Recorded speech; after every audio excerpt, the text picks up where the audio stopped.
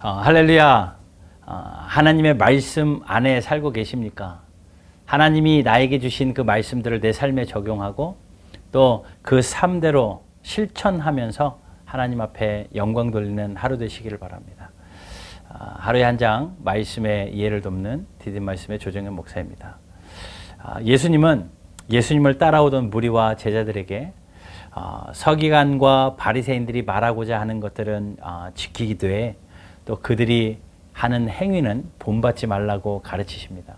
왜냐하면 그들 즉 서기관과 바리새인들은 스스로 모세의 후계자라고 생각은 했지만 말만 하고 또 그대로 행하지 않았던 그러한 사람들이었습니다. 입술로는 그럴듯한데 행실이 전혀 없었던 자들이라는 거죠. 그들은 말씀이 기록된 작은 두루마리를 들고 다니며 또 그 두루마리를 검은 상자에 넣고 또 왼팔과 이마에 매달고 다니는 정도로 그렇게 존중하는 척했습니다. 그런데 그들은 진짜 거룩해지는 데는 전혀 관심이 없었고 사람들에게 이렇게 보여주고 칭송받는 데만 관심이 있었습니다. 이것을 예수님은 주의하라 말씀하시는 거죠. 여러분, 우리도 그럴 수 있습니다. 예수 믿는 것이나 또 교회의 직분이나 또 교회 안에서 어떤 하는 봉사의 일들을 드러내며 자신을 과시하려고 하는 것, 우리가 주의해야 합니다. 말로만이 아니라 행함과 진실함으로 신앙생활에 아름다운 열매가 있기를 바랍니다. 내가 진정으로 낮아질 때만이 하나님이 높여주십니다. 위대함은 섬김에서 나옴을 다시 한번 꼭 기억하시기를 바랍니다. 예수님께서는 서기관과 바리새인들의 그 외식 또 위선 그것을 책망하십니다.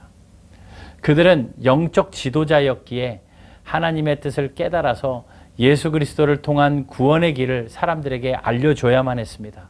그러나 오히려 하나님의 아들 예수 그리스도를 대적했고 사람들에게 예수님을 따르지 못하도록 회방하는 그러한 일들을 자행합니다. 그들은 또 눈먼 지도자들이었습니다. 하나님의 뜻을 왜곡해 가르쳐서 결과적으로 사람들을 불순종하게 하는데 일조했기 때문입니다.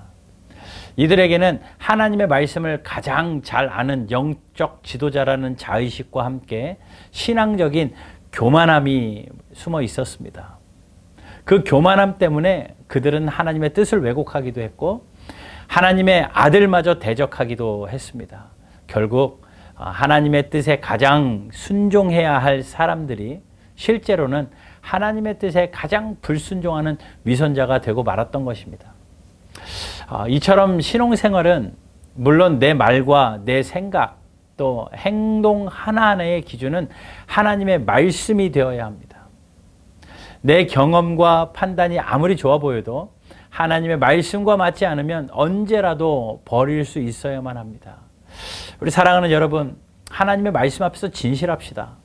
지금까지 했던 습관이나 또 보여주기식 그 모든 것을 내어버리고 하나님의 말씀 앞에 진실하게 버릴 것은 버리고 지킬 것은 지켜서 순수하게 신앙생활하는 우리 모두가 되기를 주님의 이름으로 축원합니다.